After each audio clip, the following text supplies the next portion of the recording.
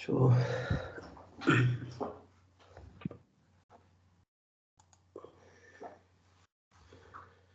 Pronto. Pronto. Eu posso fazer a tua apresentação só um pouquinho? Introdução? Uhum. Então, acho que já temos um número aí para a gente começar. Bem, boa noite a todos, sejam muito bem-vindos, acadêmicos, professor Gustavo, engenheira Marina, muito bem-vindos aí para mais essa noite dentro da disciplina de tópicos especiais em engenharia mecânica, né? Com foco muito delineado ali para engenharia mecânica e para engenharia elétrica também. E hoje nós recebemos aqui como convidada, e já de antemão, em nome da Católica, Marina, agradeço que você tenha aceito prontamente esse convite, é um prazer te rever aqui mais uma vez. A Marina, nossa que foi minha madrinha virtual de casamento, né, Marina? Justamente por essa mudança para Portugal, ela não conseguiu estar presente no nosso casamento como madrinha, mas a gente considera você assim, tá, Marina? Obrigada. E veio a calhar e coincidir de que, além dessa amizade que a gente tem, a Marina também é uma profissional muito competente na área que é escopo aqui dessa disciplina. Então, por isso, fiz o convite para ela e ela aceitou. E agradeço mais uma vez você ter aceito e vem para fechar esse ciclo, né, na nossa disciplina, onde no primeiro momento nós tivemos aqui a presença de um engenheiro da indústria nacional, aqui da WEG. Depois nós tivemos o professor Pedro também, pesquisador no Instituto Fraunhofer da Alemanha, dentro do meio acadêmico de pesquisa. E agora a gente fecha mais uma vez, né, com um profissional da indústria atuante no mercado internacional, né, e que nos traz aqui essa proposta. O tema de hoje, então, é cargas e sistemas de controle em turbinas eólicas. Só para fazer uma introduçãozinha sobre o currículo da Marina. A Marina é engenheira mecânica, formada pela URGS em 2014. Iniciou a carreira no programa de especialização de engenharia da Embraer, que consiste em um programa de mestrado profissional ministrado em parceria entre a Embraer e o ITA. Após 1 ano e meio neste programa, trabalhou 3 anos e meio como engenheira de sistemas da Embraer, com foco em simulações de CFD, de aerodinâmica e propulsão. Iniciou a carreira na Vestas, em Portugal, em 2019 como engenheira de cargas, e desde 2020 trabalha também com sistemas de controle de turbinas eólicas. Então, Marina, a sala é sua, tá? Fique bem à vontade, o pessoal, se quiser, a gente pode, não sei como que você prefere, Marina, se perguntas no final, durante, isso fica bem a teu critério. Pode ser no final, senão acho Pode que eu ser me no final, perco. sem problema, não tem problema. Então, ao final a gente abre para perguntas, tá, pessoal? E assim acho que a gente dá sequência. Eu acho que eu preciso liberar para tu apresentar, né, Marina? Deixa eu só verificar aqui. Ok.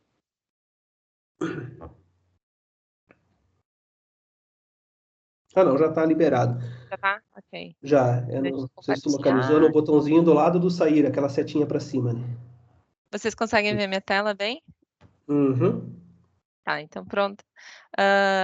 Minha palestra vai ser sobre cargas e sistemas de controle de turbinas eólicas, que é com o que eu trabalho faz 2 anos, né? Então, o Henrique já fez a introdução do meu currículo. Sou engenheira mecânica, tenho esse mestrado em engenharia aeronáutica, trabalhei com CFD.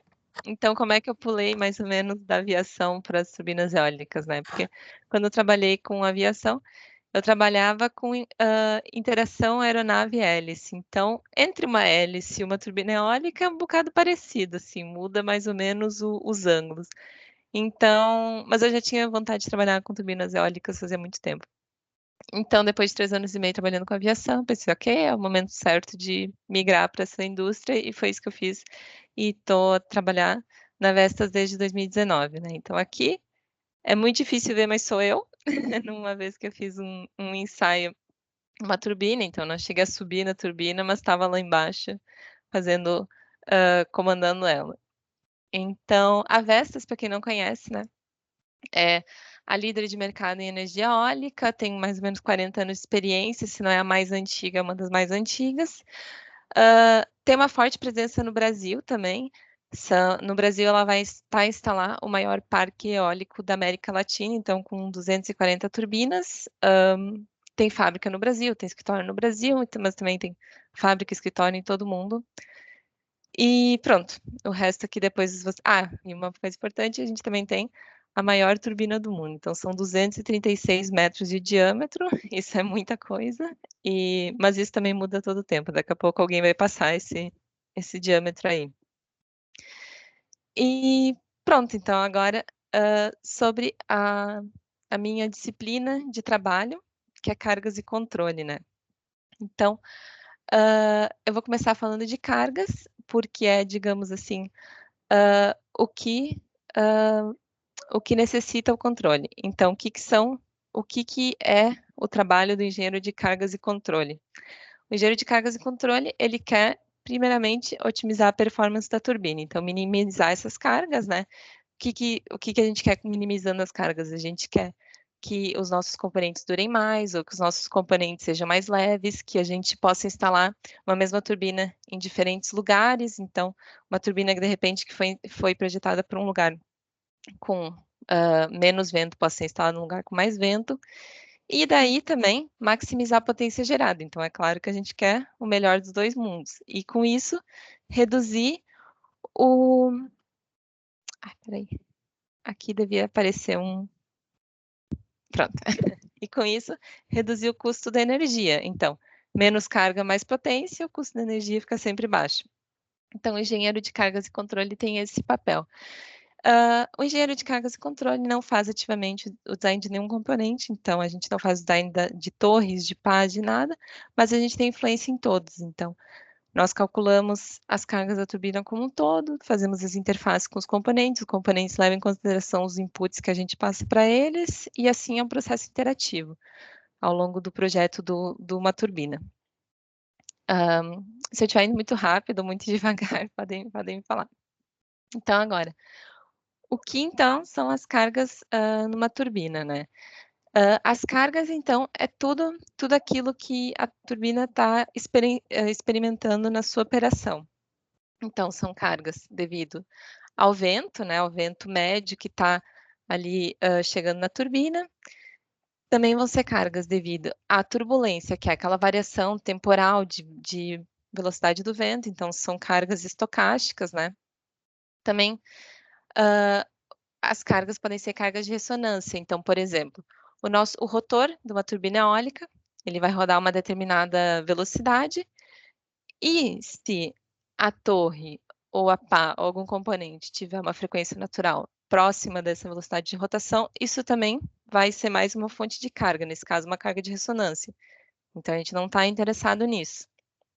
Também, as cargas podem ser cargas cíclicas. Então, o que é uma carga cíclica, né?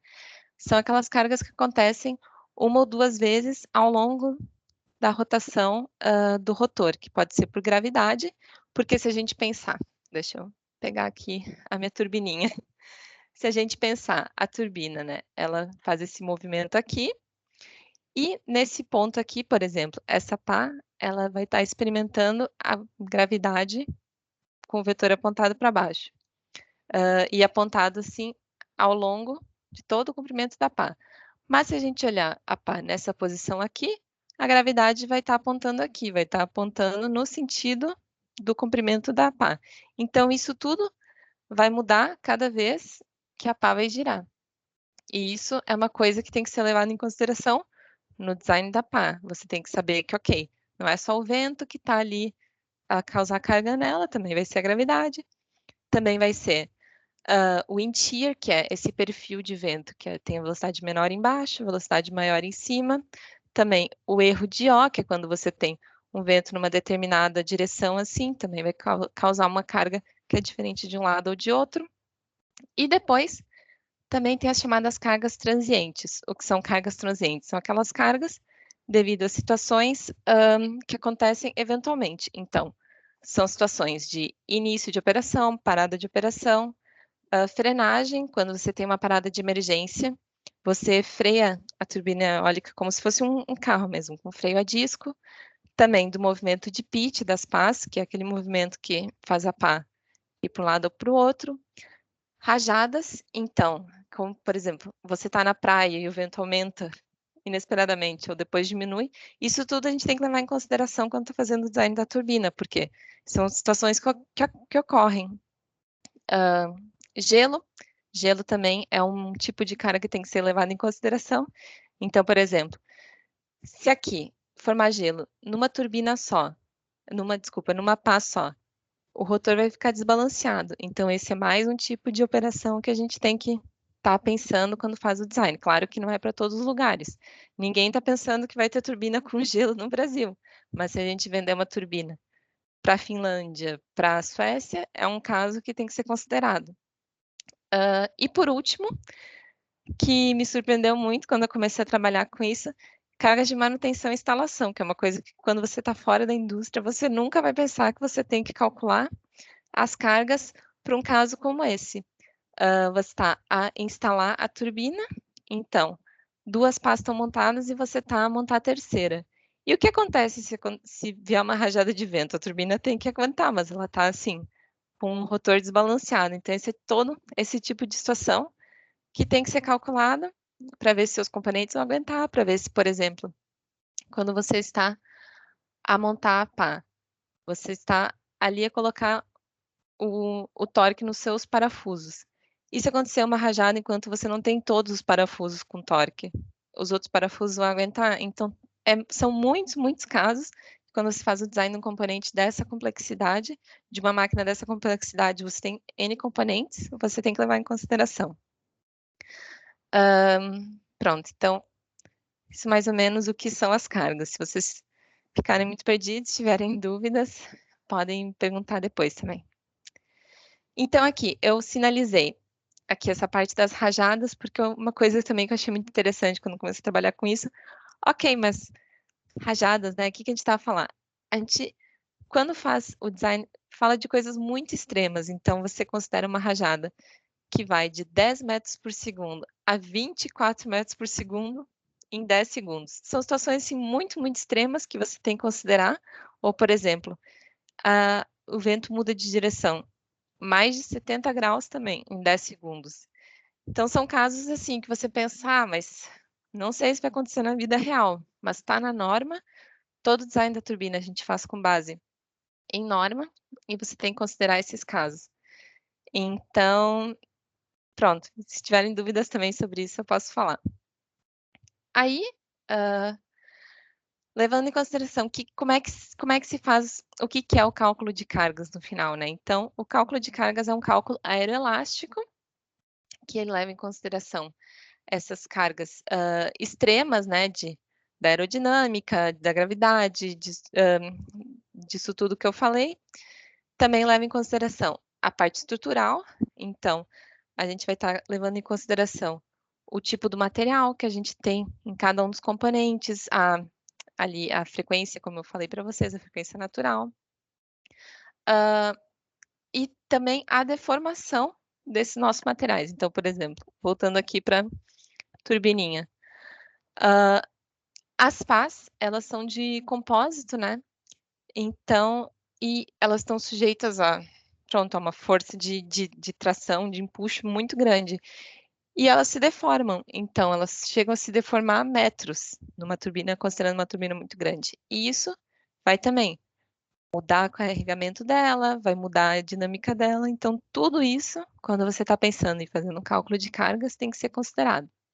E é claro, tem vários softwares, as empresas têm os seus softwares próprios, mas se vocês tiverem a curiosidade, esses dois são softwares desenvolvidos, o primeiro pelo NREL, que é um instituto dos Estados Unidos de energias renováveis, e o segundo pela DTU, que é uma universidade da Dinamarca, e são softwares que são usados, são softwares interessantes, se vocês tiverem interesse nessa parte do cálculo de cargas, tem muita literatura, tem comparação de simulação com esses softwares com medição, então, se vocês se interessarem por essa disciplina de cargas das turbinas, é uma boa ideia olhar essa parte dos softwares.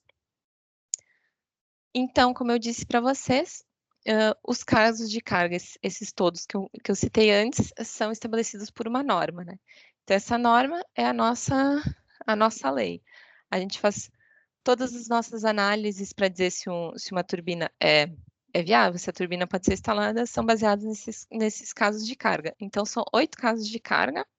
Então, produção normal, produção com falhas, início de operação, parada de operação, parada de emergência, operação das turbinas quando elas estão paradas, então, ou sem movimento nenhum, ou com algum movimento, mas não em produção, que são casos em que elas ficam assim, sem o freio, mas ficam lá a rodar, mas sem produzir nada, paradas e com condições de falha, e por último, esses casos que eu falei para vocês, de transporte, manutenção e reparo. Porque o que a gente tem que pensar, né? A nossa turbina, ela começa a produzir numa determinada velocidade de vento e para numa outra velocidade de vento. A gente não consegue produzir sempre para todas as velocidades possíveis. E o que acontece depois que a turbina para? Então, digamos que uma tempestade, um vendaval. A turbina tem que aguentar as cargas desse vendaval, ela não pode simplesmente quebrar porque está acima da velocidade de produção dela. Então, são esse tipo de casos que também a gente tem que avaliar. A turbina parada, sem operação, mas com muito vento ali a bater nela. Então, esse tipo de casos são bem complexos, são bem... não é todo dia que você tem, por exemplo, uma velocidade de 40 metros por segundo, mas você tem que avaliar porque esse tipo de coisa tem muita influência nos casos de cargas extremas, que, pronto, a nossa análise de carga está sempre preocupada com as casos de cargas extremas, né? Para saber se um componente resiste àquele tipo de carga, se não vai quebrar, e também as cargas de fadiga. Então, esses casos extremos, parada 40 metros por segundo, tem muita relevância quando você está fazendo os cálculos extremos. Por outro lado, a sua operação, como a sua turbina, as cargas que ela está sujeita durante a operação normal, tem uma grande influência nas cargas de fadiga. Aí agora, indo um pouco mais assim na teoria, como é que a gente calcula a fadiga nas turbinas eólicas, né? Da mesma forma que se calcula fadiga, por exemplo, num motor que ele tem um determinado número de ciclos, uma determinada carga por ciclo, então você faz uma análise do número de ciclos, depois usa as curvas SN para verificar qual a carga equivalente de uma operação de 20 anos, se faz a mesma coisa para os componentes das turbinas eólicas, mas aí entra um ponto de complexidade, que é a curva de Weibull, que vocês já devem ter visto em outra apresentação que eu vi, que é, vamos pensar, uma operação, por exemplo, a 20 metros por segundo, ela vai ter provavelmente cargas ali na pá, né, maiores do que uma operação a 7 metros por segundo. Mas, ao longo da vida útil dessa turbina, a quantidade de horas que a turbina vai experimentar a 20 metros por segundo é muito menor do que a quantidade de horas que a turbina vai experimentar a 7 metros por segundo. Então, para o cálculo de fadiga, isso tem que ser levado em conta, que é o dano equivalente para cada uma dessas velocidades de operação e depois multiplicação de matrizes, toda essa coisa, que vai nos dar, então, o dano de fadiga da vida útil da turbina, que pode ser 20 ou 25 anos. Então, é claro, não precisa saber isso de cor, isso é muito específico, mas é interessante porque é o que diferencia o cálculo de fadiga de outros componentes para os componentes de turbinas eólicas. Tem que ter essa análise aqui, levando em consideração a operação com diferentes velocidades de vento e diferentes horas para cada uma das velocidades de vento. Aí, pronto, antes de ir para a aerodinâmica básica, eu vou tomar uma aguinha, e se vocês já tiverem alguma pergunta, já podem também fazer.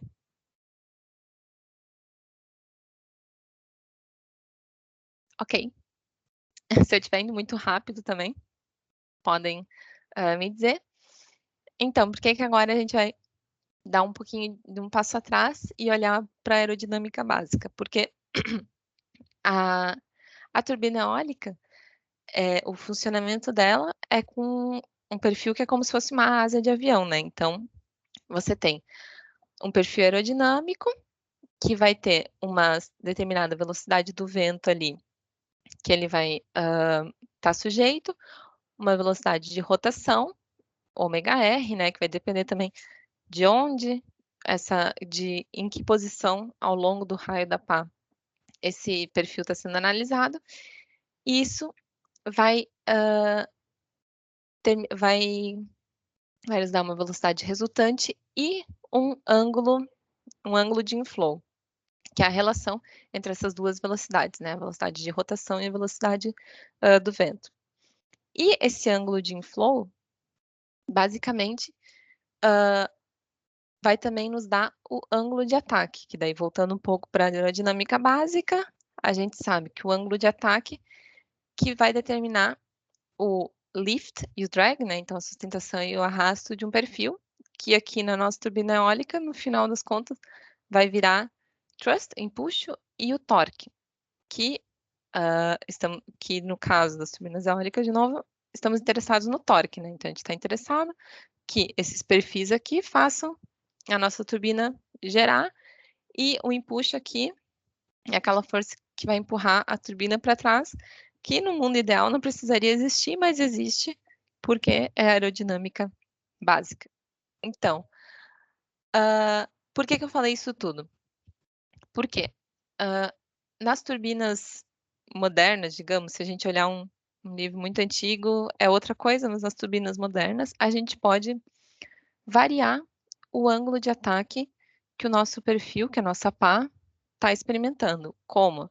Com a variação do ângulo de pitch. Então, a turbina tem comandos aqui dentro. Deixa eu vir para cá. Ela tem comandos hidráulicos, normalmente, que fazem a pá rotacionar ao longo do seu eixo, variando o ângulo de pitch. E por que isso é importante? Porque essa ligação entre a aerodinâmica, o ângulo de pitch faz essa ligação entre a aerodinâmica e o controle. Então, o controle das turbinas, basicamente, a gente vai estar interessado que o torque aerodinâmico vire torque no gerador. Isso, muito resumidamente. Mas também, o nosso gerador, eu já ia pular um slide. O nosso gerador, ele é projetado para uma potência específica. Ele não pode ter mais potência na sua operação normal. Então, o ângulo de pitch vai fazer esse controle. Vai fazer o controle da geração para ficar no máximo dessa máquina. Mas isso eu vou chegar lá daqui a pouco de novo.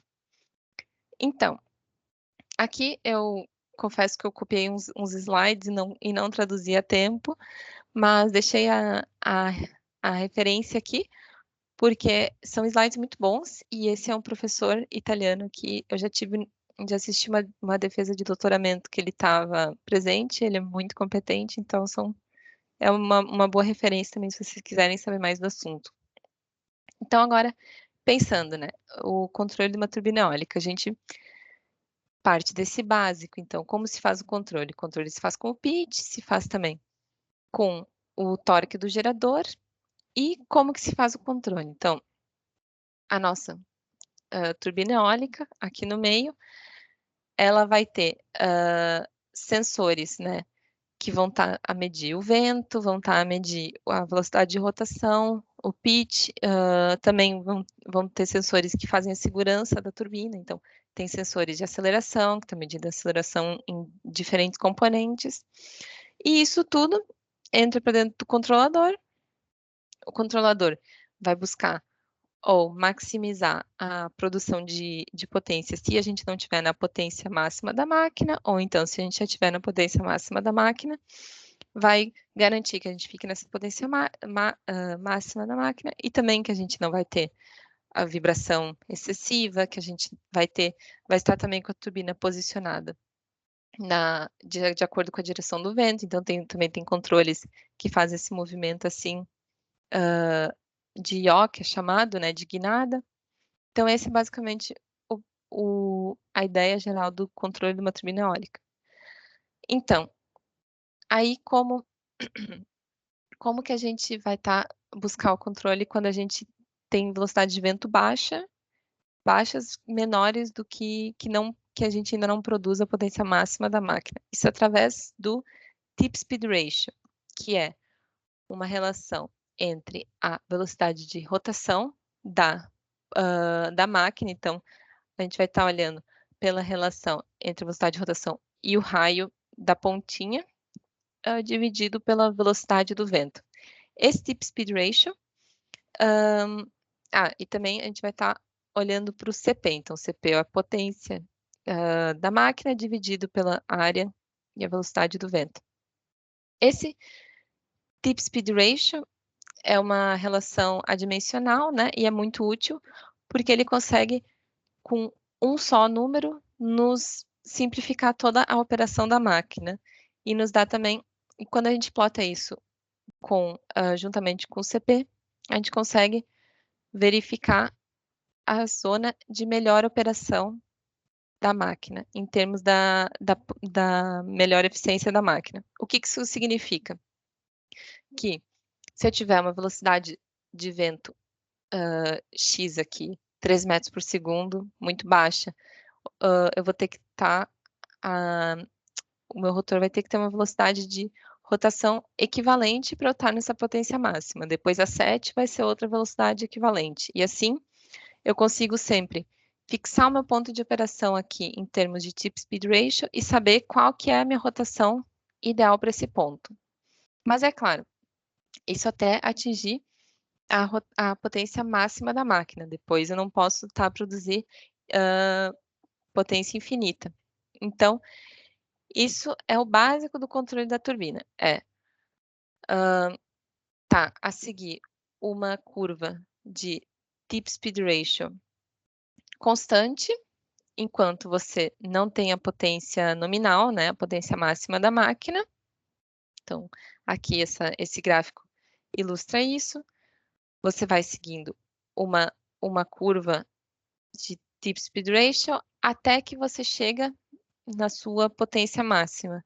E o que significa seguir a curva de tip speed ratio? Significa você variar a velocidade de rotação de acordo com essa curva, tentando otimizar sempre a sua produção. É claro que na prática, no controle de uma turbina real, isso tem algumas nuances, algumas variações, mas a ideia geral é essa. Enquanto você não tem a potência nominal, você tenta extrair o máximo com a máxima eficiência do vento e depois você usa o pitch para manter a sua máquina naquela potência nominal. Eu tinha um outro slide aqui, depois eu acho que eu apaguei sem querer, mas que mostrava então a variação da potência, da velocidade e do pitch de acordo com a velocidade de vento. Então, vindo para cá. O que mais o controle de uma turbina eólica quer fazer? Além disso, que é o funcionamento básico, você extrair o máximo de potência quando está para velocidades baixas, depois manter a potência. O controle da turbina eólica também tem o objetivo de aliviar as cargas, por exemplo, uma carga de rajada, evitar ou aliviar problemas devido à ressonância de componentes. Então, você pode ter seus componentes numa faixa de operação. Você pode ter componentes com frequência natural perto da faixa de operação da sua turbina, mas você tem que ter estratégias de controle que te permitam isso, que te permitam mitigar esse tipo de cargas. É claro, isso tem que ser feito junto com o controle básico da turbina, e daí tem N estratégias que você pode usar. Você pode usar o pitch individual de cada uma das pás e variar, por exemplo, ao longo de uma rotação, o pitch varia de uma posição a outra, levando em consideração, por exemplo, aquelas cargas de gravidade ou de wind shear. Você também pode reduzir a velocidade de rotação se a máquina percebe, por exemplo, que tem formação de gelo, ou então pode reduzir a velocidade de rotação quando você está com a velocidade do vento muito alta, para também evitar que a turbina sofra danos. Então, são diversas features de controle, como é que eu vou dizer? capacidades que o controlador tem que ter para as diversas situações de operação de uma máquina ao longo da vida. Pronto, assim, a parte mais teórica eu mais ou menos já apresentei. Agora, dentro da disciplina de loads e controle, né, eu citei aqui algumas tendências e desafios que tem no mercado. Depois eu vi que vocês já tiveram uma palestra que citaram algumas coisas dessas. Então, um desafio em termos de cargas e controle é realmente o diâmetro crescente das turbinas, porque isso aconteceu muito rápido. E, então, o que isso significa? Que a gente não vai poder, tá? Como pode ser? Os materiais são os mesmos, então a resistência do material continua sendo a mesma, a gente não pode fazer uma torre muito mais pesada, uma pá muito mais pesada, porque senão a gente vai perder em eficiência da nossa máquina. Então a gente tem que ter, de repente, mais estratégias de controle para fazer com que as cargas sejam menores. Também, como eu falei para vocês, a pá, ela sofre deformações ao longo da sua operação, né? Então, uma pá maior provavelmente vai sofrer mais deformações. Então, daqui a pouco, será que não tem o perigo da pá se deformar tanto e aí bater na torre? Pode ser um caso que pode acontecer quando as pás passam a ser gigantescas, que nem eu falei para vocês. A maior turbina do mundo hoje em projeto tem 236 metros de diâmetro. Esse slide aqui é de 2018, que a maior turbina era 220 metros de diâmetro. Se chegar a 300, sabe? Qual que vai ser os desafios, então? Então, esse é realmente um desafio em termos de carga e controle. Continuar, os materiais, enfim, são os mesmos e continuar sendo possível a operação da forma mais eficiente. Outro desafio em termos de carga e controle é a diferença da performance de uma turbina isolada, né? E é como a gente faz o projeto dela. Quando a gente faz o projeto, a gente está pensando numa turbina única. Mas quando a gente instala, normalmente são muitas turbinas, que nem eu disse para vocês lá no começo. O maior complexo eólico do Brasil hoje são 240 turbinas. Então, elas vão ter uma determinada distância entre elas, mas ainda assim, provavelmente vai ter uma influência de uma turbina na outra. Então, será que a operação ótima de uma turbina isolada é a operação ótima de um parque?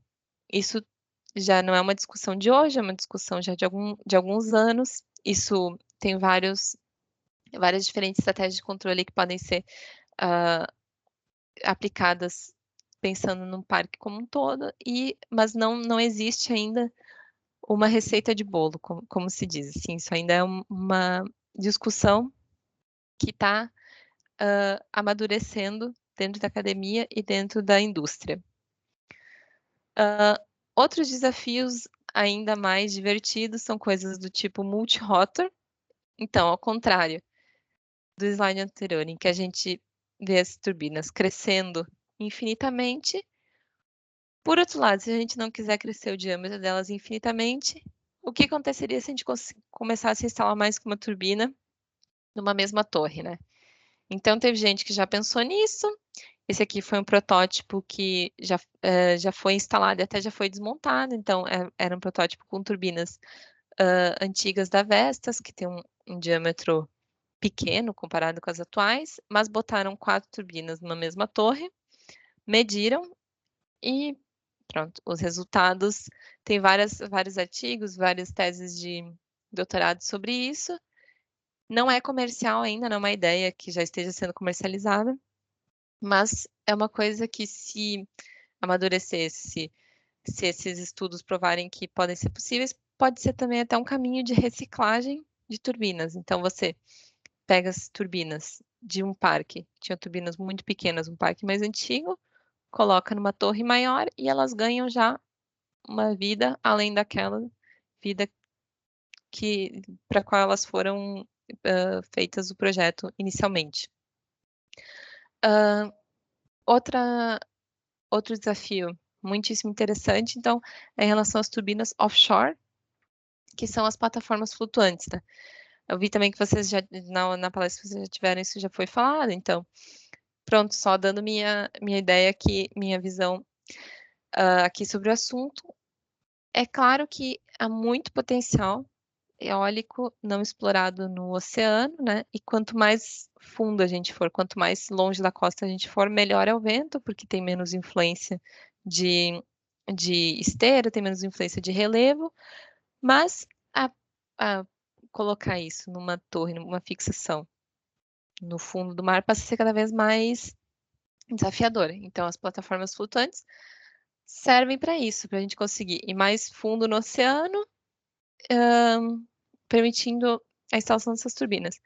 Mas isso tem muitos desafios, porque vocês devem imaginar que nenhum mar é bonitinho e lisinho assim.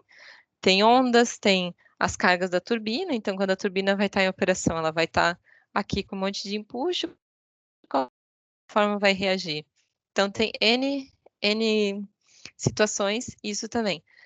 Já tem alguns protótipos, mas não é ainda uma solução comercial completamente estabelecida. Está mais no campo da investigação ainda. E por último, ops, faltou uma referência aqui, eu já vou botar depois. Quase tudo que eu falei aqui eu botei referências. Para quem se interessa por cargas, tem muita coisa por aí, mas esse aqui é um artigo muito bom, que cita os principais problemas de cargas de turbinas eólicas. Para quem se interessa por controle, também tem muitos artigos por aí, aqui também citei um que eu acho interessante. Também para quem se interessa por controle e tem assim uma facilidade com o MATLAB. No MATLAB tem muitos já pré-prontos, mas você pode mexer depois sisteminhas do Simulink, você pode baixar aquilo e brincar um pouquinho, ver então, ok, se eu mudar uns parâmetros aqui, como é que a turbina se comportaria, sabe? E pronto, o restante, algumas... esqueci de falar esse aqui. A DTU, então, é uma universidade da Dinamarca. Eles têm um curso muito bom sobre energia eólica, que está no Coursera, mas também está no YouTube. No Coursera é interessante, se você fizer o curso, etc., depois pode ter um certificadinho, mas no YouTube está lá e é, pronto, mais fácil de acessar no aplicativo, até pode ver isso qualquer hora. Então, era isso que eu tinha a falar para vocês. Espero que não tenha sido muito rápido, que eu não tenha pulado muitas coisas. E, por favor, quem tiver dúvidas agora, fique à vontade. Muito obrigada. Obrigado, Marina. Foi excelente, tá? Acho que agora então a gente abre primeiramente as perguntas. Eu notei algumas coisas aqui, mas eu pergunto depois. Vou abrir primeiramente para os nossos acadêmicos, para o professor Gustavo, se tiver algum questionamento a fazer. Por favor, fiquem à vontade. Se quiserem abrir o microfone, se não no chat, acho que está liberado o chat, só confirmamos, mas fiquem à vontade, pessoal. Inicialmente, eu quero agradecer a Marina, muito boa a apresentação. Comentou ali sobre aquele curso do Coursera, né? Eu fiz um tempo atrás esse curso, já faz alguns anos, assim, e é bem legal, é até bom ver as palestras para relembrar alguns tópicos. E Marina, teve um slide ali que tu mostrou sobre o crescimento ali nos diâmetros das turbinas, né? E uma coisa que eu já tinha pensado anteriormente, mas eu não tenho esse conhecimento, talvez tu possa até esclarecer. Esses parques eólicos um pouco mais antigos, né? Geralmente os mais antigos foram os que pegaram os melhores locais, né? Porque faz toda a análise do potencial eólico, né? E instalaram e essas turbinas antigamente tinham diâmetros bem menores, né? Tu tem alguma situação para compartilhar de mudanças de turbinas em parques antigos e como que é esse processo? Porque eu imagino, tem que fazer tudo de novo praticamente, né? Porque é uma torre nova, espaçamentos, será que não tem que mudar os espaçamentos entre as turbinas? Então, se tu tiver alguma informação sobre isso, eu acho que é bem interessante. Sim, então, isso que tu falaste é real. As turbinas antigas e menores acabaram pegando sites muito bons, que hoje em dia poderiam produzir muito mais. Mas isso que tu falaste é um grande negócio que é o repowering, né? Então, você pode fazer isso de uma forma bem pouco invasiva. Então, muitas vezes você pode só mudar o controle dessa máquina antiga e produzir ainda mais. Então, a máquina foi produzida há 15 anos atrás, com estratégia de controle bem mais simples. Você muda as estratégias, ela já produz ali muito mais e já pode ser suficiente para aquele determinado cliente.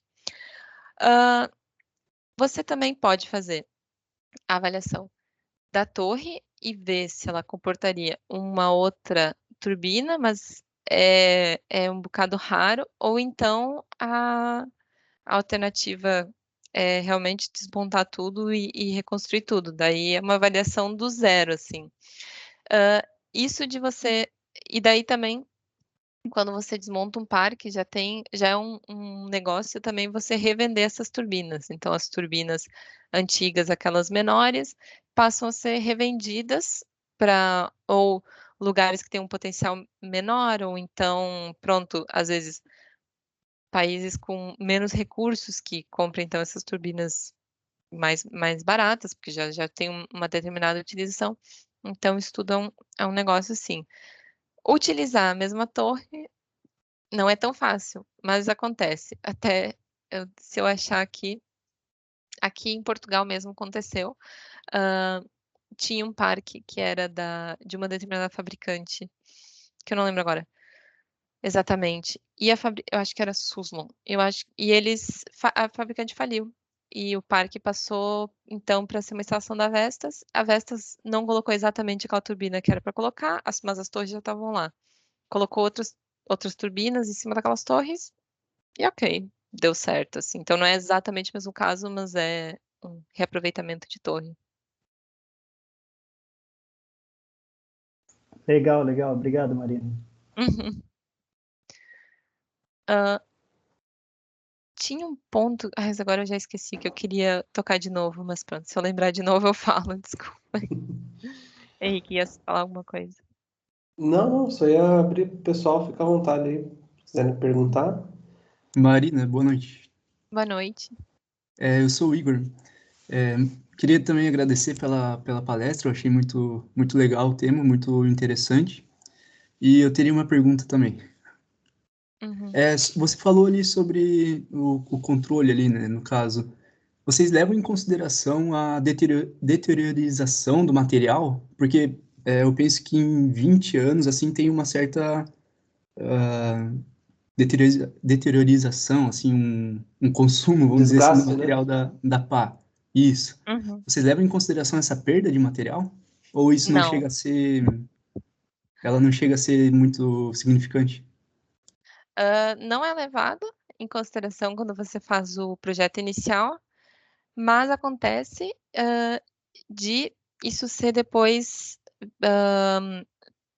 de ser feito um projeto para um parque já existente. Então, um parque já existente, por exemplo, ele pode passar por uma nova avaliação de vida, que pode ser ou para estender a vida, ou então na meia-vida para ver se a turbina vai ter todos aqueles anos para qual ela foi vendida, né? Então, mas no projeto inicial não é levado em conta. As propriedades são fixas ao longo do cálculo de fadiga, por exemplo.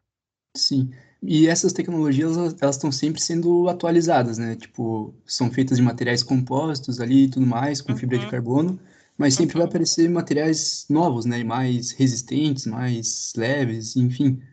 Vocês uhum. fazem, assim, um trabalho junto com essa equipe que faz o estudo dos materiais, ou como que funciona, assim, essa parte?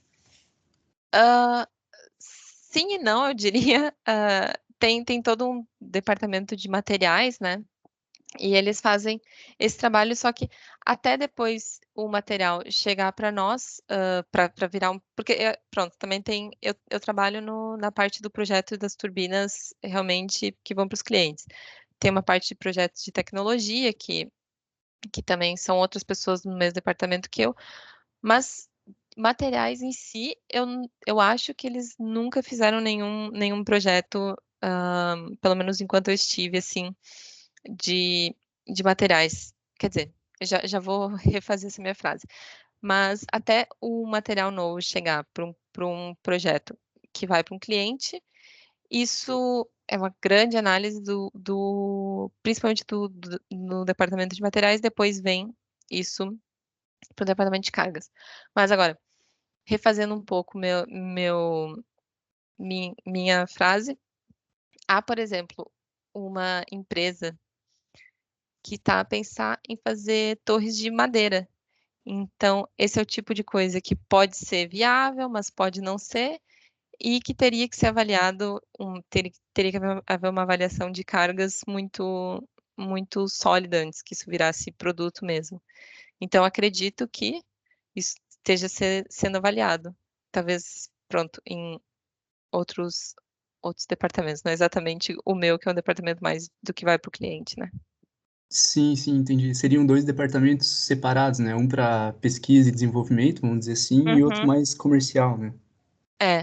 Sim. Interessante. Quando você já vendeu a turbina, que é o caso das turbinas com que eu trabalho, tem que ser já garantido. Você não pode depois chegar para o cliente e dizer, desculpa, por acaso, aquele material não é bom o suficiente. Sim, Então, nesse nível já é muito certo. Então, se vocês deixam essa empresa aqui, que eu vou botar aqui no chat. Como é que eu escrevo no chat? Eu não sei se eu consigo escrever no chat. acho que é no canto superior direito, do lado onde abre o microfone ali. Eu só não sei se tá... Eu acho que não tá. Não tá liberado. Eu não sei o que eu fiz ali, já desde que eu não Henrique, consigo liberar, né? eu vou mandar pra ti, daí tu mandas aí. Tá, manda aí no WhatsApp, eu encaminho ali. Desculpa, Eu ia parece. ia falar uma coisa, mas você tá em Portugal, né, Marina? Eu não posso falar o que eu ia falar. Não. Eu ia falar que eu Eu ia parecia dizer que uma. eu vou fazer uma coisa de português aqui, mas ia pegar mal, né? Eu não vou falar isso. Acho que sim. Tô Eu ia brincando. dizer que eu parecia uma avó procurando onde se escreve. Não, não.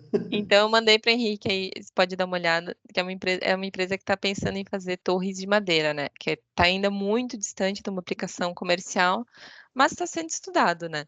A madeira, claro, ela é mais leve do que o aço, também é mais fácil de produzir em termos, você não precisa extrair minério, também acho que é ambientalmente mais interessante, mas tem risco de fogo, as propriedades mudam com a umidade, com tudo, então tem muita coisa a ser considerada, até cupim, pode imagina pegar um cupim numa torre de turbina, e eles estão a estudar isso. Outra coisa também que no passado, acho agora, a GE, por exemplo, fez a primeira pá toda de material reciclável. Porque um dos problemas do material das pás, elas são de compósito, então é fibra, cola, aquele processo de fabricação dos compostos, muito difícil de ser reciclado. Então, a GE fez essa pá toda de um polímero e toda possível de ser reciclado. Deixa eu ver se eu acho a referência que eu posso mandar também para vocês. Então, acho que eu respondi mais ou menos a tua pergunta. Sim, sim, respondeu sim. Uhum. Obrigado. E eu achei bem interessante ali sobre as turbinas de madeira. Eu nunca tinha nem imaginado, assim. Achei É bem... engraçado, é engraçado que muito antigamente eram assim, né? Então, era assim, aí por um tempo também tinha estruturas de treliça, né? Então, as turbinas menores, mais antigas, eram estruturas treliçadas. Depois foi-se para essas torres ou completamente de aço, ou uma parte de concreto e depois uma parte de aço. E agora, pronto. Então, a pensar se é viável ou não ter as turbinas de madeira, né? As As turbinas torres. vintages, né? É, Eu também olha, não. Turbinas modernas de madeira também não tinha me passado. E até achei muito legal aquelas multirotors também, achei muito da hora. sim. eu ia até... Desculpa, eu ia até fazer uma pergunta também sobre essas que são multirotores, né? Elas Uhum. chegam a ser mais eficientes do que as normais, vamos dizer assim? Ou não? $1 million question. Depende muito. Eu acho que eles, pronto, fizeram alguns uns testes na turbina, não sei exatamente por quanto tempo. Fizeram N estudos, mas eu acho que essa pergunta ainda não está respondida. E também, acho que o que está menos respondido ainda é a questão de como é que você colocaria isso, considerando todos aqueles casos de carga que eu citei para vocês. Então, quando você tem 4 turbinas ali, cada uma produzindo o seu empuxo, cada uma sujeita a uma velocidade de vento diferente, como é que a estrutura vai mexer com isso tudo, sabe? Então, isso aí está menos respondido ainda, elas são mais eficientes. Mas, em relação à eficiência, tem uns estudos de CFT que diziam que elas eram mais eficientes, mas na operação mesmo, eu não sei se já chegaram numa conclusão. Então, pronto. Eu mandei para o Henrique a pá Sim, reciclável, que coloquei foi ali no chat também. assim, que não é da GE, eu me confundi, é da LM. E Qual é o diâmetro do rotor dessas que é multirotor? é bem pequena. Eu não Ela lembro exatamente. deve ser muito menor do que as que são normais, né? Sim, eu chutaria que que elas têm 50 metros de diâmetro. Deve Mas é ser um da ordem chute. daquelas primeiras lá, de É, meio megawatt lá, né?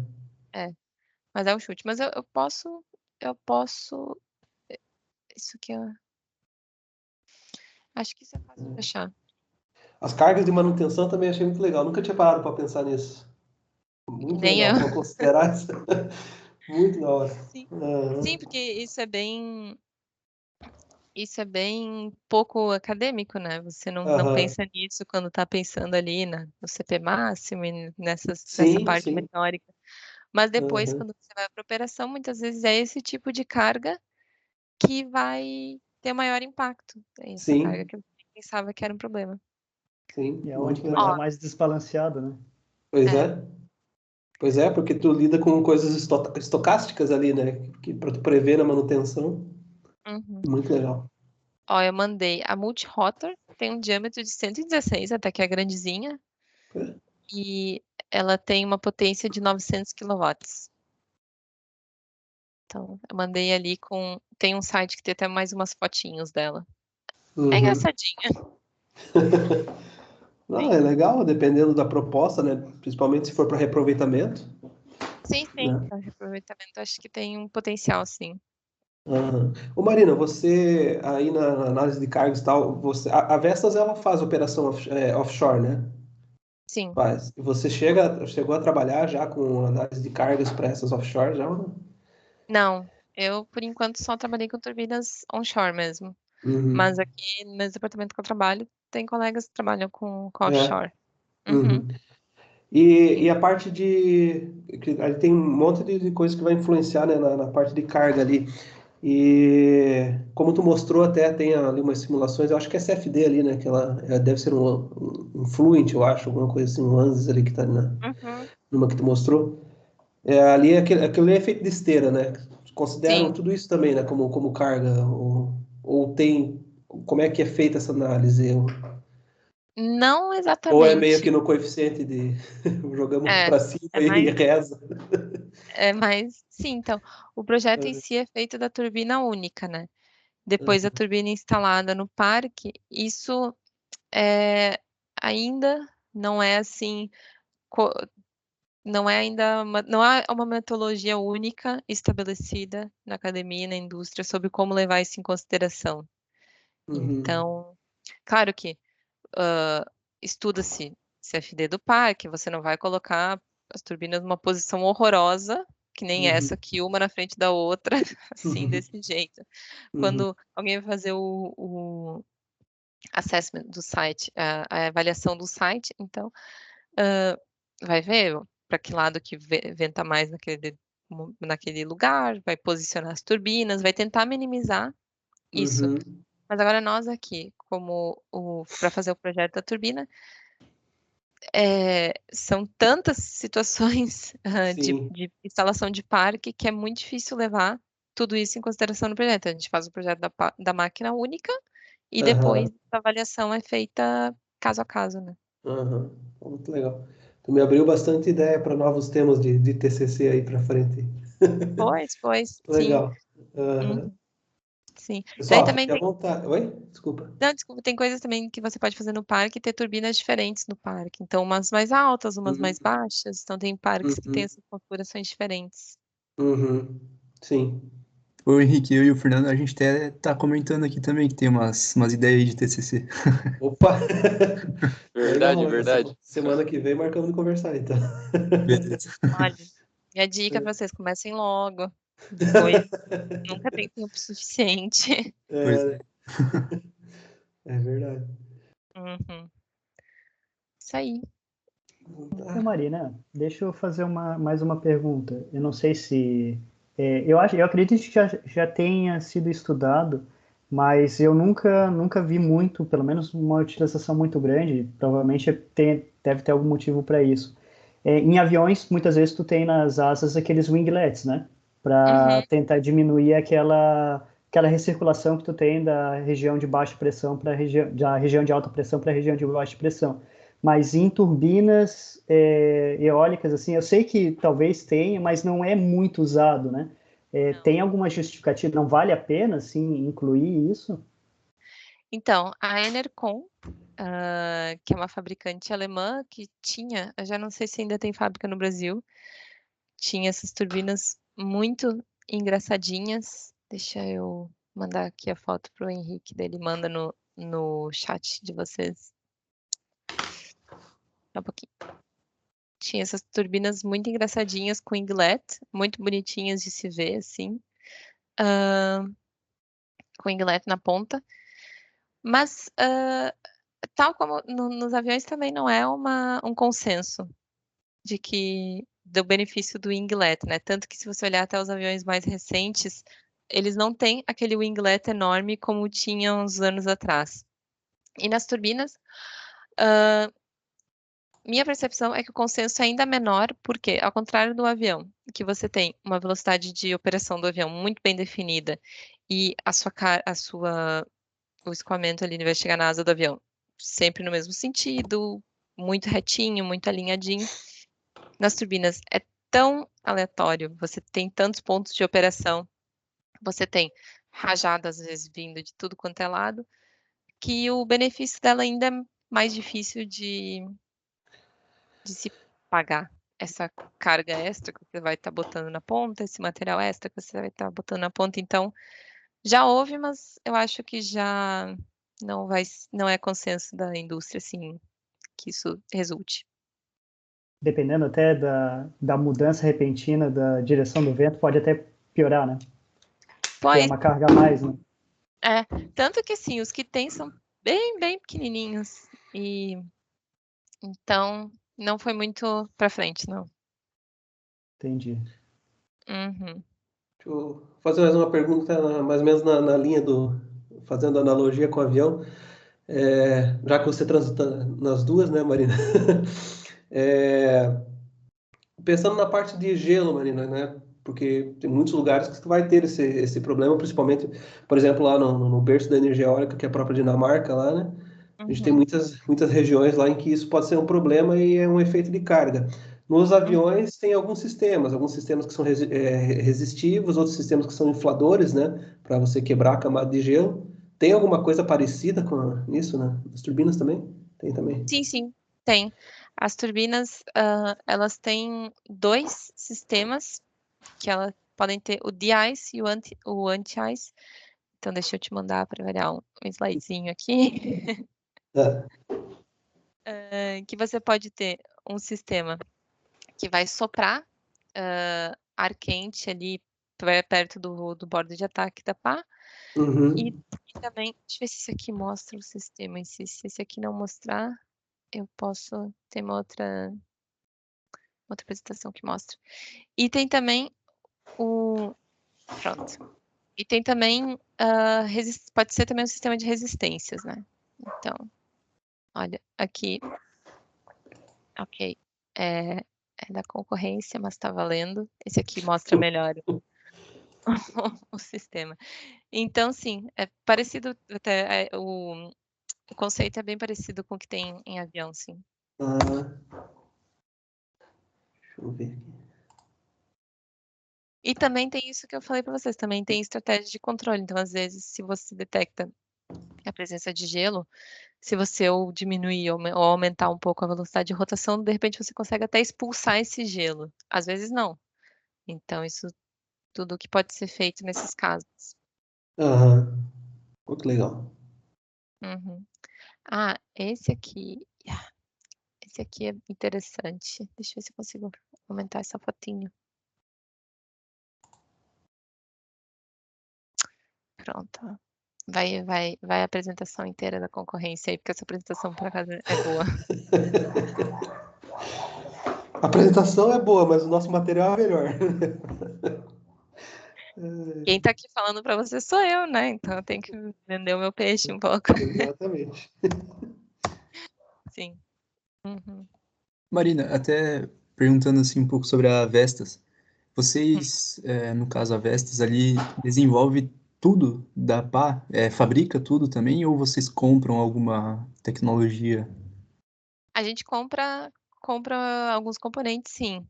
Por exemplo, gerador, sistema de pitch, conversor.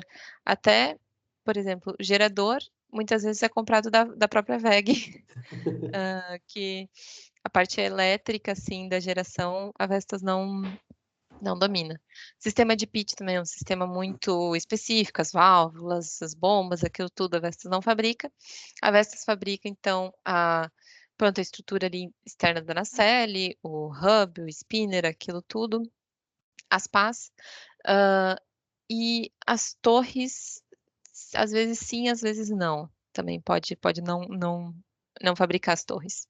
Esse mais ou menos como é feito. Entendi. Uhum.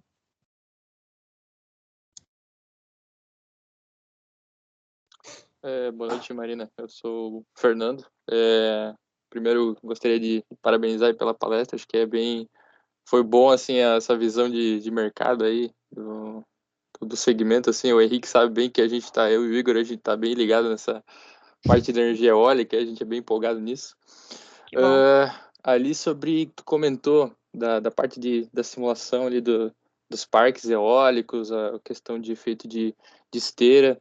Tu comentou que para contornar esse efeito, assim, é trabalhado o layout, a altura de torre, a altura de rotor também é trabalhado isso ou não? Assim, de repente um rotor menor vai gerar uma esteira menor ali, enfim. Sim, sim. Sim, isso você pode ter diferentes rotores em questão de diâmetro e altura da torre no mesmo parque, né? Então, você pode ter um rotor menor e um outro mais atrás. Isso é feito também. E, assim, existe no projeto, tem alguma forma de vocês terem essa preocupação de reduzir essa esteira? Tem como fazer isso no projeto ou é só por meio do layout para um gerador não incomodar no outro ali, não interferir? Tem. Quando você faz o projeto, tem essa possibilidade, sim. E é levado em consideração, mas, como eu disse, a gente faz o projeto da turbina isolada. Então, a gente tem alguns parâmetros que a gente sabe que tem que ser levado em conta para uma turbina não causar muito impacto na outra, mas a avaliação mesmo, nessa fase de projeto do produto em si, a gente não tem como fazer, né? Mas sim, é levado em consideração, sim. Uhum, uhum. Porque daí, por exemplo, mesmo que a gente faça o projeto de uma turbina única, a gente sabe que a gente não pode extrair talvez o máximo do máximo da potência daquela turbina única. Então, a gente tem que avaliar isso na fase de projeto. Uhum. Outra coisa, a respeito mais ou menos daquele multirotor lá, aquele Uhum. modelinho lá, existe algum estudo também para, por exemplo, o aproveitamento de uma mesma torre e, por exemplo, dois aerogeradores numa mesma torre, na vertical só? Ui, na vertical eu não sei. Que Nunca ali, tipo, vi. tinha uma estrutura que expandia para os lados, né? Mas daí Sim. poderia, tipo, usar a mesma torre, né? Eu tinha um professor na UDESC que diria assim, ó, dá pra fazer, um japonesinho, qualquer coisa que tu falava, dá pra fazer. Olha, nunca vi.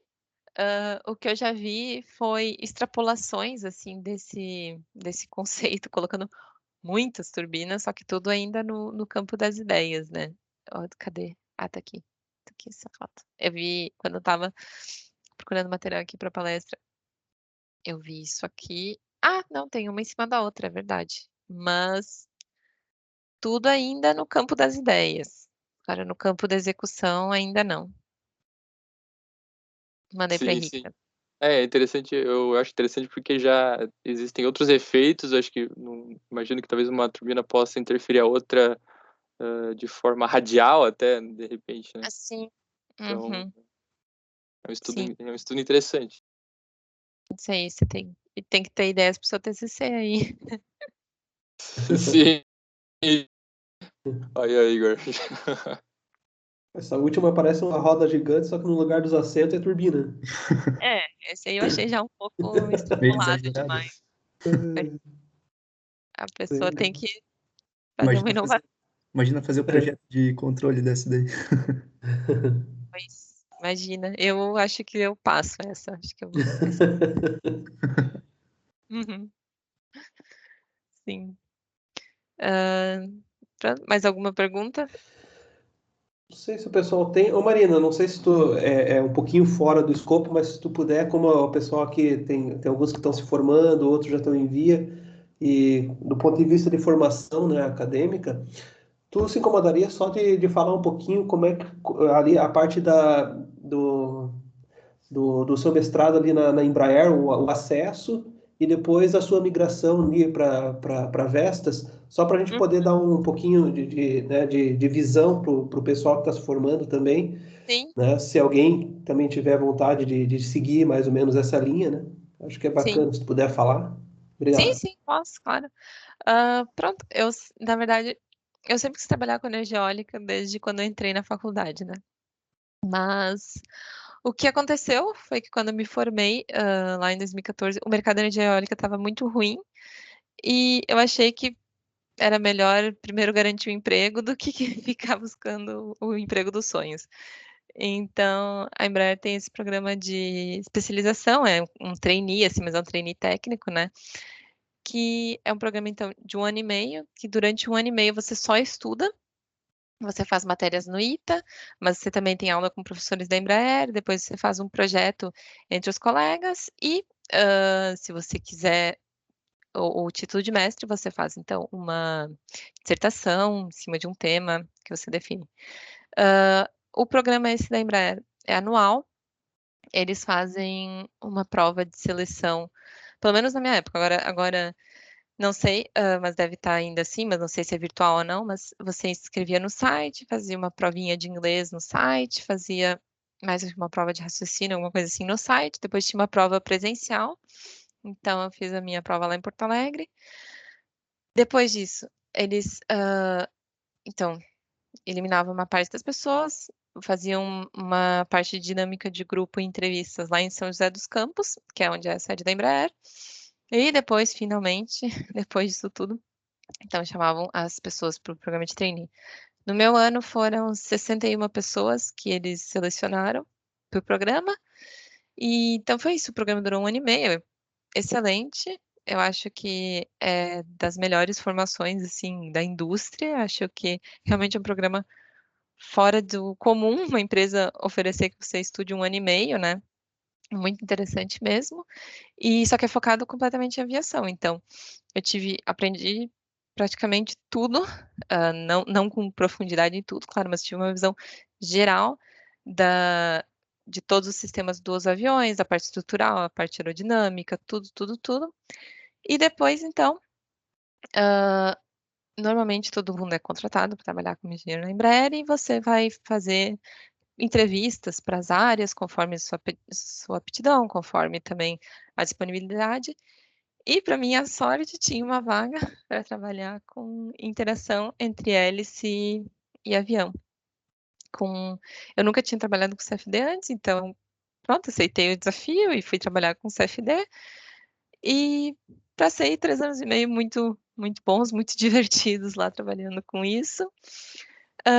Mas depois senti que, ok, já era a hora de voltar, assim, para aquilo que eu sempre quis. Eu já sentia muito bem, aprendi muito, realizei bons projetos lá. Também, assim, tudo que eu trabalhei lá, eu consegui compartilhar com outros colegas, então foi interessante, mas achei que era hora de trocar. Então, dentro da Vestas, apliquei para mais de uma vez, para algumas vagas, apliquei até para uma vaga de CFD, mas daí não aconteceu. Aconteceu essa vaga de loads, pensei, ok, vou para esse desafio. E pronto, tem sido muito bom. E essa minha migração daí, agora já para uma terceira área de controle, aconteceu porque nas turbinas eólicas, muita coisa, então, se faz com controle. Controle, como eu digo, o controle é o rei, né? Você tem a parte da aerodinâmica, você tem a parte de estruturas, mas quem faz e acontece nas turbinas mesmo é o controle. Então, achei que seria interessante também ter um domínio maior dessa área, e tem toda uma parte de software que eu tive que aprender. Então, como é que você sai da modelagem da sua turbina ali no MATLAB e vai parar lá em cima da torre, né? Isso tudo, todos esses processos, tive que aprender, foi muito interessante. Então, pronto, meu recado aí pro pessoal é se às vezes vocês não começam no emprego dos sonhos, depois o tempo pode encaminhar as coisas. O negócio é não se acomodar, né? E também, assim, eu sempre soube que eu queria trabalhar na indústria, né? Uhum. Então, pelo menos eu tentei, ok, eu quero começar na indústria, eu quero trabalhar com isso. Então, já tentei, ok, me formei e já tentei ir para a indústria, sabe? Então, É, mas muito isso. legal. Obrigado, Marina. Acho que também E, todos. Pode falar. não, pode falar. Não, ia dizer que, assim, o mercado de eólica, né, como o Henrique falou, demanda engenheiros e também não só para trabalhar nos fabricantes de turbinas. Então, tem também um grande mercado de trabalho que é nas empresas que fazem as instalações dos parques, que fazem o dimensionamento do recurso eólico, que também são posições super interessantes. Então, até tem um amigo de Joinville agora que está trabalhando numa empresa do Rio de Janeiro, que faz instalação de parques. Então, ele faz esses mesmos cálculos que eu faço, ele faz esse mesmo processo que eu faço, mas ele é o cliente. Então, ele Uhum. faz para verificar se a nossa turbina é boa. Ele faz para estabelecer o melhor layout de parque para ele. Então, também é super interessante. E é uma posição que eu não tinha pensado quando me formei, por exemplo, que existia, não sei, eu não sabia muito, mas que hoje em dia eu olho e penso, também é um bom caminho de carreira, né? Talvez não existisse mesmo tanto assim ainda, né, naquela época. E agora que tem um boom, né, É. muito saliente. E Hum, é toda uma cadeia, né, Marina? E realmente a hum, gente só pensa mesmo nas fabricantes, mas tem todos hum, os periféricos em torno, né, que também podem abraçar aí, o hum, pessoal que tem interesse, né, em trabalhar. uhum, E muito bacana mesmo. E o uhum, programa da Embraer, assim, todo mundo que eu converso, conheço bastante gente de programa da Embraer, todo mundo fala bem, todo mundo gosta muito, né, pela uhum, experiência tanto de trabalhar com a Embraer, na Embraer em si, quanto da própria formação, né? Muito legal. uhum. Quem tiver interesse, mais no final do curso, quiser me procurar também, eu posso fazer ali uma ponte, né, se tiver interesse nessa área, né? Claro. Ok. Uhum, Alguém uhum. quiser comentar mais alguma coisa, ou se não, se Gustavo, se quiser falar mais alguma coisa, a gente pode. Eu gostaria só de novamente agradecer a Marina, assim, pelas perguntas a gente vê que o pessoal também tá interessado, a gente é bem interessado nesse tema, né? Então é legal assim a gente trazer esses conteúdos, né? Esses temas aí que estão, como a Marina comentou bem no começo da apresentação, não é nada do futuro, né? É do presente. Então é bem importante trazer o pessoal, tanto da academia quanto da indústria, para apresentar essas visões sobre o mercado, sobre a energia eólica, que às vezes a gente não tem, né? Porque muita coisa, só quem está lá na indústria está tendo essa experiência, então a gente aprende muito com essas palestras, com essas discussões, com essas conversas. Então, Marina, muito obrigado aí por aceitar o convite. Eu acho que todo mundo aqui gostou bastante e aprendeu bastante com a tua palestra. Que Sim, bom. sim. Obrigada, Sim, então, sim, pelo eu mesmo, dando a convite. disciplina, aprendi bastante. Obrigada pelo convite. Qualquer dúvida que vocês tiverem também, eu posso deixar meu contato com o Henrique. Eu vou só botar a última referência ali do Multirotor que eu tinha esquecido, e daí o Henrique pode disponibilizar também a apresentação para Legal, Marina. vocês. Aham. Uhum. Então tá, também, Marina, agradeço mais uma vez você ter aceito o convite, tá? Foi muito legal te rever mais uma vez, né? E esperamos nos encontrar pessoalmente em breve também, assim que possível, né? Ou lá ou cá. Pois é, Né? vamos ver. Tá bom, Marina? Tá bem. Agradeço, acho que foi muito legal mesmo. Tá? E assim a gente encerra o ciclo de palestras da disciplina de tópicos, né? E quem sabe a gente espera para uma próxima oportunidade também, né? A gente poder repetir a disciplina e tentar ir melhorando cada vez mais. Agora, essa disciplina deu um know-how, deu uma bagagem, eu acho, e quem sabe mais para frente a gente pode repetir, né, Gustavo? Né? Então tá bom. Com certeza. Acho que a gente pode ir encerrando, então. Pessoal, agradeço também a presença dos alunos, espero que tenham gostado. Se tiverem perguntas, né, por causa do chat ali, se tiverem alguma pergunta, por favor, podem mandar uma mensagem para mim ali no Teams ou no e-mail, né, henrique.medeiros, tá? Fiquem à vontade. Tá bom, pessoal? Acho que ficamos por aqui, então. Até a próxima. Um abraço a todos. Valeu, Marina. Tchau, tchau. Tchau, tchau. Valeu, um abraço, boa Valeu, noite. valeu, valeu. Tchau, tchau. Tchau. Valeu, pessoal. Valeu.